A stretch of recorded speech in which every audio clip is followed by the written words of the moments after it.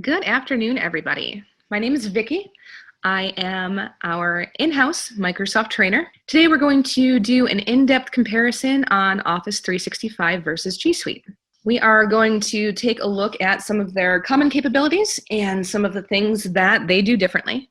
We will talk about cloud storage, email, support options, and all the other good stuff that they both have to offer. A couple of quick overview points. We both know that the most common things that we're looking at is going to be email and the Office 365 file types. Both of them do have email options. Obviously, we have Gmail, or you can use your company's email. Same as with Outlook. You can use an Outlook.com email, or you can have your company's email branded. They both do have 24/7 support, and they have the ability to create and edit Office 365 file types.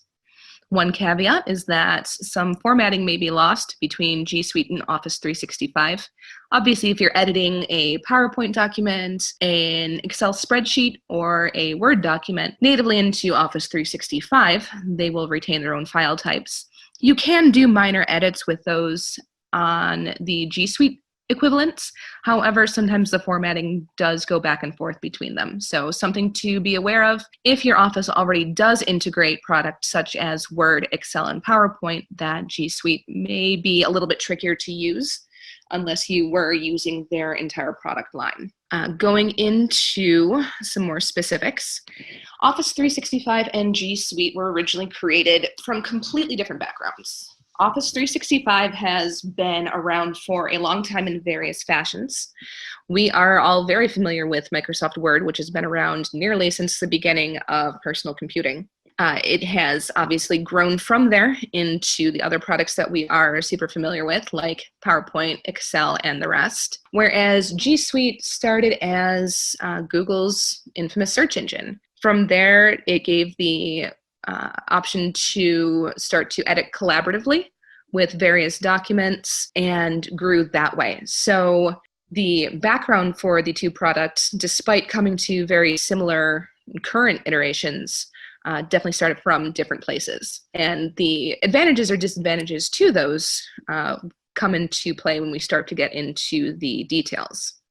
Both Office 365 and G Suite are available via web. However, Office 365 does also have all of its desktop options. The original programs that we're used to having right on the computer. They are also, with limited features, now available on the web. So there is a Microsoft Word, Microsoft Excel, PowerPoint, that you can do minor edits from the web, share from the web with people that you are working with, and save and share those file types externally and internally. Whereas G Suite, it's online only. You can, with certain limitations, use it offline, but there are no native programs on your computer that you can use standalone. So that is something to keep in mind if you are someone who uses those desktop applications primarily. Office 365 does have the edge there. The other point with that is that the desktop applications are far more powerful than the online equivalents. Online, obviously, you're going to look for speed, stability, ease of use. If you really need to get into the meat and potatoes of those applications, the desktop version in Office 365 is going to be far more powerful. The Office 365 suite is available on Windows, Mac OS, and all mobile platforms, including Windows Phone. I know Windows Phone is kind of on its way out. However, a lot of enterprise companies do still use Windows Phone enterprise-wide. So if you have that integration, keep in mind that Office 365 is available on Windows Phone, whereas G Suite is not. You can use it via web, but it is not natively built in. So something else to consider there. Going on, we're going to cover the big three: word processing, spreadsheets, and presentations. I keep saying Word, PowerPoint, and Excel because those are the ones that we all use the most. In any business, those are the file types that that people are going to need the most access to. So when it comes to word processing, we have the Microsoft product, which is Word, everybody knows and is familiar with, and we have the Google product, which is Docs. Word is very full-featured. It is designed to be the premier word processing software on the market. As you know, as I mentioned before, it has been around absolutely forever and has gone through many, many revisions with many features added and bugs smoothed out. And recent versions have added in a lot of the collaborative features that would have previously given G Suite an advantage, but Word does, or the Microsoft Suite does them as well, and in some ways does them even better because there isn't the loss of data integrity when everything is native to the Microsoft product. So Google Docs does have a lovely word processing option. It is very minimalist and it is designed to be very collaborative. So you can share the documents with anybody else in your team, make quick edits, and be able to have a fairly seamless experience that way. However, with, as I said, the Microsoft option having these collaborative features built in, then you no longer have to weigh the pros and cons of possibly losing some integrity on your data as you move through the bridge between the Microsoft documents and the Google interface. Same sort of situation with Excel versus Sheets. Excel is a much more robust, much more complete option. As you know, with Excel, if you have ever dug into things like macros or running programs that are more complex directly out of Excel, those sorts of computations are not available in Google Sheets. Google Sheets is simply a bare bones spreadsheet interface. If you want to do basic mathematic equations, if you are just keeping track of names, numbers, basic information like that, Sheets can be perfectly serviceable. But if you're looking to be able to make that data more investigative, more losing the word that I'm looking for, unfortunately, but for things like pivot tables, like there's no pivot table equivalent in Sheets. So if you're someone that has a lot of Excel notebooks and individual databases that work together, know that that functionality does not transfer over to Google Sheets. So Sheets is definitely for simple data collaboration, whereas Excel is where you're going to get all those other nice integrated features and options. Going on to the third one is going to be PowerPoint versus Slides. One thing that Slides does do pretty well is it does have native YouTube integration. Since YouTube is in the Google suite of products, it does nicely slide into Slides, and the integration features are relatively seamless. That said, you do have to have a network connection to be able to use those slides and presentations with any YouTube files that you use. PowerPoint does have the option, obviously, to use YouTube files. Also has the opportunity to host local media files, or you can use anything from any of the other major media outlets. So you can add Facebook video, you can add Twitter video, you can add the one that is slipping my mind. I'm having a real hard time with proper nouns today, but they're all able to be integrated into PowerPoint, and you can take them offline. So once you add the media file to PowerPoint, you can take it with you, even if you don't have an internet connection wherever you're giving the presentation. Slides does have very clean, very easy to use formatting, but it does not have the number of templates that are available that PowerPoint does. PowerPoint, of course, you can get very, very deep into formatting before you even start to consider the content of your presentation.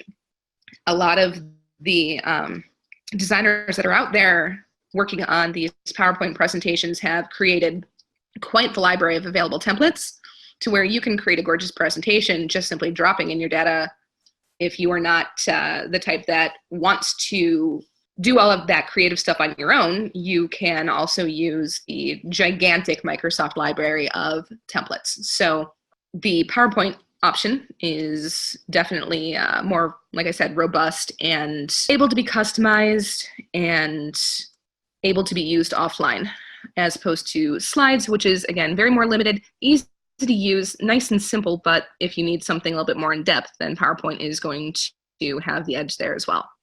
Going on to email. Email is the one that got the most questions about in the registration before the webinar.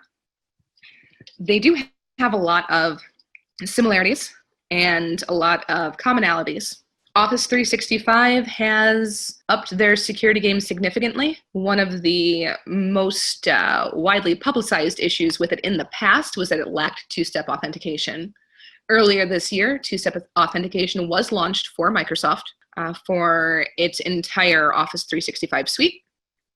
So that's no longer a concern, especially in this day and age when email security is such a significant concern.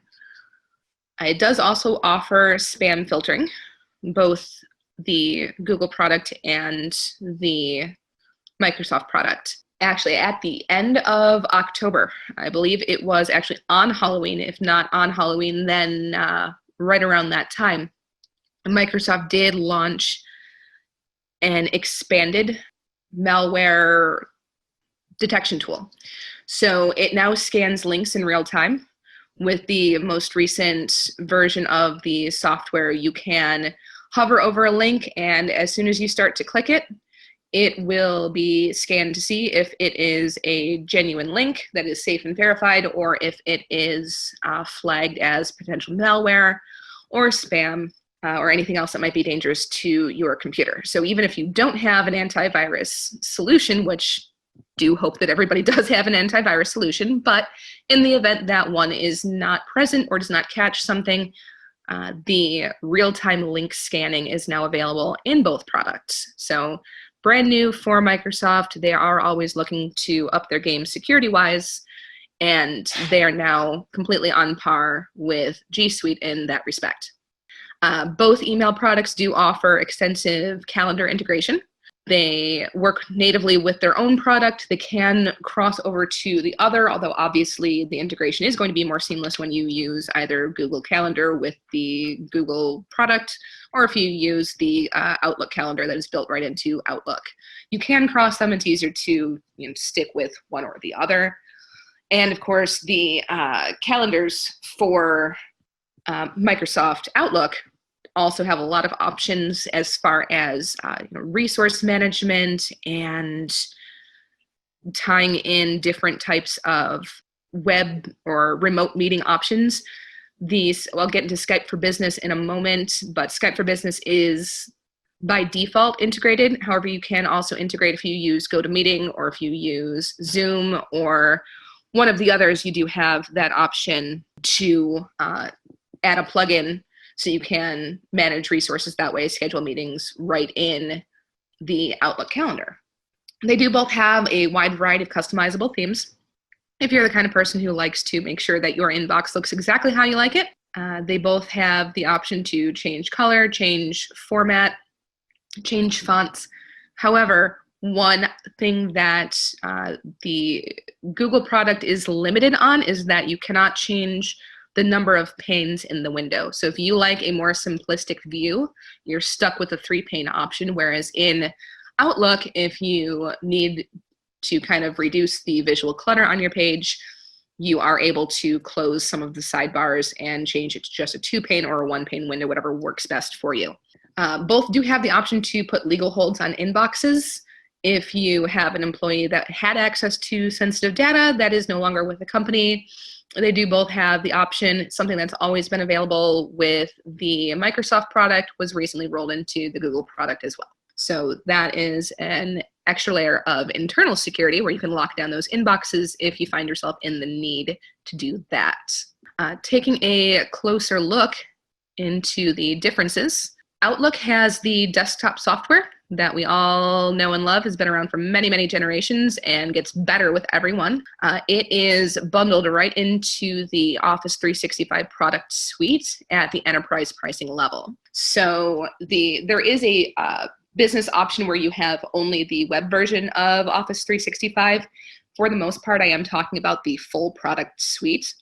The third-party options are the only ones that are available for Gmail. So you can use Gmail in Outlook if you happen to have the product, but you are using a Gmail-based email service. However, there is nothing native. Again, everything with the Google product suite is online only. Outlook has their intuitive folder organization system, much like it mirrors Windows, the folders that you're used to seeing on your personal computer. You see the same thing in Outlook. You can organize your email into folders. You can have them route in certain ways. You can set rules and quick steps to organize your email options. That is a whole webinar in and of itself. The amount of customization that can go into that. It is extremely robust, extremely thorough, and excellent for maximizing your productivity. Gmail does have its default smart sorting categories. When you first open a Gmail account, it's going to have a number of tabs. As your email starts to filter in, it will assign priority levels to the different types of email that you receive. So it's going to start that sorting right out of the box, as opposed to with Outlook, you have to go in and customize it. That said, you are limited to their default smart sorting categories. There is no option to change those. You can eliminate certain ones, but there is no customization there. You can add tags and folders to search that way. However, it is not quite as robust and thorough as Outlook is, and there is no equivalent for rules and quick steps. Rules and quick steps are really, really nice because anything that you do repeatedly, you can set to automate. With a click of a button, you can send a certain type of reply. You can forward an email. You can set a rule to just automatically forward certain emails, route them to different folders. Unfortunately, those sorts of features are not available in the Google product. The Google product, you can only do offline browsing, so you can only access your email offline through Chrome and Safari. Those are the only two browsers that allow it. You can set that up in the individual settings for those browsers when you install the Gmail extension. It is a little bit clunky, and you have to make sure that you have everything downloaded beforehand, and they only go back a month. So you are limited to only a month in the past if you are doing offline work in your Gmail account. However, with Outlook, it is available offline anywhere with the entirety of your email accessible to you, as long as you have things saved locally. Everything that's saved locally is going to be there for you, regardless if you're online or offline. So there's no time limit for how far back you can go with Outlook. All right, communication. Everybody likes to be able to instant message people on their team these days. It is a great alternative to email, especially when you just need to drop somebody a quick note. They both have these options integrated. I'll go into the differences in the individual software shortly. They also both have the ability to do voice and video calls. You can screen share with both, and you can archive your chat logs. So if you need to access anything that was referenced in a previous meeting, you have the option to do that from both products.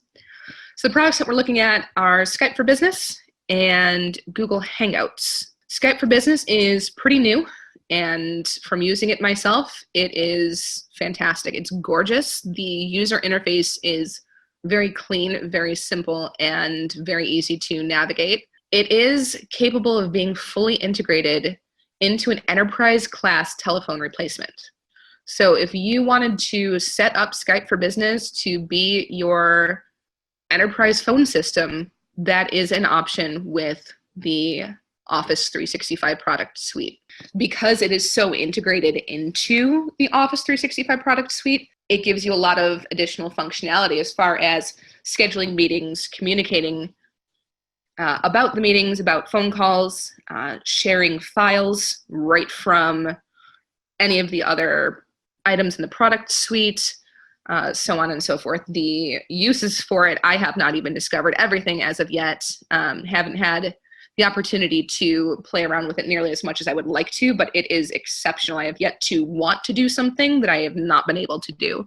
If I'm in the middle of a Skype for Business meeting call and I need to send someone an Excel file, I don't even need to find it on my hard drive. It is intuitively available for me if it is topically related to the meeting. So it's very, very robust and integrated option. The nice thing about Skype for Business as well is that it has a max participants of 250. As opposed to the Google Hangout options, you are limited to 25. So if you have a bigger business or if you wanted to do a webinar like this, you are definitely going to need something that has a higher number of people allowed in the room. Google Hangouts is nice because you can sync conversations across devices, especially since so many people use Android phones, that it is nice to be able to just have it already on the phone without having to install any additional software. It's built into those G Suite apps, but like I said, you are kind of limited in what you can and can't do as far as how many people are getting in there, and you don't have as much of those communication integrations. It's very much a standalone product in that it does not intuitively guess what other files you may want to reference in your individual meeting. Whereas Skype for Business seems to know what you're talking about before you even start talking about it, which is really, really neat. Going forward into file storage and syncing, both of them do have cloud and local machine options. You can sync between them. You can use just the cloud. You can use just local options. If you want to edit collaboratively, obviously you would want to lean more towards the cloud. If you are someone who does not need to share your documents as much, you can save everything to your local computer. Either one works just as fine. You do have more storage options. We'll get into that with the pricing. For the Microsoft product, you get a little bit more file storage space. Both of them do allow the ability to share within and outside the organization, so you can collaborate with anyone who has the same product suite, as long as they have access to the Google product suite, you're using Google, or if they have access to the Microsoft product suite, you can do that collaborative editing with anyone else as long as you give permissions, and you can set permissions for individual files. Both of them also have online readers and editors for quick viewing and editing. As I did mention, the Microsoft Office Quick Editor is a little bit less feature-packed than the desktop one. However, you can do a surprising amount on it. I actually did this entire PowerPoint presentation on the web version. So it does have quite a bit of power, and it looks quite nice. However, with all of those files that you are sharing and uploading and working on wherever you do it, cloud or local, content management is where we really start to differ in power. Talk about Google Sites first, because it is fairly simple. If you're used to using Wikipedia, Google Sites is going to look very familiar to you. It is very quick to deploy. It is very simple and user-friendly, and it references other pages within Google Sites via links, much like a wiki page does. That said, customization is very limited. There are not a lot of themes and options to choose from, and you cannot alter the HTML in the site itself. So you're limited to the pages the way that it is, or the way that they are set up out of the box by Google. The other big part is that the search capabilities are limited to the individual sites. So if you have data uploaded to a site, you can access it within the sites. However, if you want to reference a spreadsheet that has not been linked to the site, you're not going to see it there.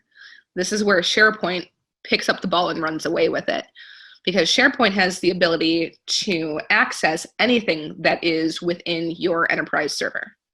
If you have an Excel spreadsheet that is uploaded to your Office 365 server or your Office 365 cloud management, it's already available to SharePoint. All you have to do is navigate to it and find it, and you can place it in the relevant category on SharePoint where you need it to be. It saves you a lot of time. You don't have to do a lot of additional uploading. It's just already there. Also gives you the option to check in and check out to prevent simultaneous changes. So if you and a partner are working on something, especially let's say it's something that is like an Excel spreadsheet that has some macros built in, where if you alter one point of it, it changes the functionality of the entire sheet. It's very important to have that check in, check out, so that you're not writing over what the other person is doing and breaking the functionality of the document that you're working on. It also does include metadata tagging. So very similar to how sites functions, how a wiki type page functions, SharePoint does also use links to reference pages within itself. It just has that additional option to also reference files that are elsewhere in the enterprise. It does also keep track of version histories and related documents. So if you make a change to a document within SharePoint or a page within SharePoint, and you wanted to know what changed, say that you're looking at something and you need to know what the difference is from the way that it, a certain workflow used to be, you can look back in the history and go, oh, this is how the workflow was before, this is the change that's made now. Whereas within sites, it does not keep track of that. If you make a change, the change is there. SharePoint does also have automated workflow processes. This is something else that could be its own webinar all in and of itself. SharePoint itself probably deserves its own webinar. It's very robust, very thorough, and has more options than you can shake a stick at. It has the ability to, if you access certain pages in SharePoint, trigger responses based on what was accessed, based on what changes were made, based on what files were uploaded, based on what files were removed or what projects were closed. So SharePoint is an extraordinary content management product in the way that it keeps track of everything else within the enterprise and interacts with it. So Sites is good for easy local file management, but it does not come close to having the integration that SharePoint does, which I'm sure you're starting to see a theme here, in that if you are looking for something to be thoroughly integrated to natively talk to itself and the related products, the Microsoft product is extraordinary in its ability to do so. Other matchups, there are note-taking options for both the Google product and the Microsoft product. For Google, the option is called Keep. It includes individual, simple, standalone notes. Kind of looks like Post-it notes, and they kind of operate like Post-it notes. They stand on them by themselves. There's no way to link them together, but you can share them, and they can be edited collaboratively. So nice for simple note-taking or lists. However, OneNote, as if we're keeping with the metaphor, OneNote is a 3-ring binder that has absolutely every note that you've ever taken, and it can be indexed and referenced elsewhere. The coolest thing with OneNote and its ability to be integrated into some of these other products is that, for instance, if you are in a meeting, you can take meeting notes, share the meeting notes instantly within the meeting. After the meeting is over, you can go back into your calendar if it's 3 months down the line and you need to know what exactly happened during that meeting, or if you know that something was referenced in this meeting but you don't remember the context, but you know somebody took notes on it, you can go back into your Outlook calendar, open the OneNote file that's associated with that meeting already, because as soon as you start editing it within the meeting, it automatically shows up in the calendar. Open that, see what notes were taken on that date, and have that resource available to you. So OneNote keeps track of everything, as opposed to Keep, which is cute little Post-it notes that are good for short thoughts, but not nearly as robustly integrated.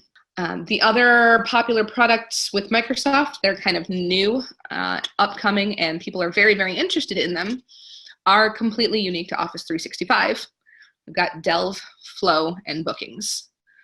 Delve is a piece of software where it looks at everything else you're doing within Office 365 and immediately shows you what it thinks you're most interested in. It's going to show you files that you've recently accessed, files that people on your team have recently accessed. It sees, say that you email with a direct team member more than anyone else, it's going to start showing you things that you've worked on with that person as a priority over, maybe some other email products that, or email conversations that that you didn't really need to know about, that you didn't interact with. It's very, very intuitive, and it's a great place to, at a glance, see everything that you're working on. It does, again, show Word documents, PowerPoint, Excel, emails, even notes about topics that you have been discussing frequently. Delve could probably be its own webinar as well. It's a very unique product that no one else has. Flow is the workflow organizer. It creates flowcharts. There is no equivalent in the Google product. So if you are someone where flowcharts is a big part of your day-to-day business life, you're going to want to stick with the Microsoft option. It is there, and it integrates, again, with everything else. Same thing with Bookings. Bookings keeps track of your meetings, but it also allows external integration into a website or email so that you can reach out to clients as well and have them have an option to schedule meetings or appointments or visits or whatever else you need. So anything that falls within those three categories is completely unique to Office 365. If it sounds like something you need, that is where you are going to find those options. Going on to pricing. Office 365, talking about the Enterprise 3 level, it's $20 per user per month. These two levels are the most similar. There are plenty of other pricing options. These are the ones that are the most widely used and the ones that will meet the most variety of businesses' needs. So Office 365, $20 per user per month for the web and the desktop application. So it's all of the Office 365 suite, as well as the computer version of the full versions of Microsoft Word, Excel, PowerPoint, and the rest of the productivity suite. It does come with unlimited cloud storage and 50 gigabytes of email storage. So they are separated. There is a limit on email storage. However, with everything being saved to the cloud, a lot of that 50 gigabytes will go a very, very long way. You don't need to house large files native or locally within your email because everything is able to be uploaded to the cloud anyway. You do have unlimited number of users, and you have 24/7 web and phone support. G Suite Business is their middle tier. It's $10 per user per month. It is obviously their online-only product suite. They do have unlimited cloud storage, including email, or 1 terabyte if there are fewer than 5 users. So you only get unlimited if your business has more than 5 people enrolled in the G Suite product. You do have the option for unlimited users and 24/7 web and phone support. Final verdict. G Suite is a lovely product that is minimal and serviceable for basic needs. However, if you need robust, feature-packed, professional, customizable software, if you need it to do everything and do it well, and if you want everything to play perfectly with each other, Office 365 is going to be the hands-down winner. You can't beat it. It is by far the most popular product on the market, and it's there for a reason. That is the final say that we have on this. If you have any questions, you can reach out to us after the webinar. We will make sure that our contact information is available to you. And if you have questions down the line, please don't hesitate to reach out. That is everything. Thank you very, very much for watching. You all have a fantastic afternoon.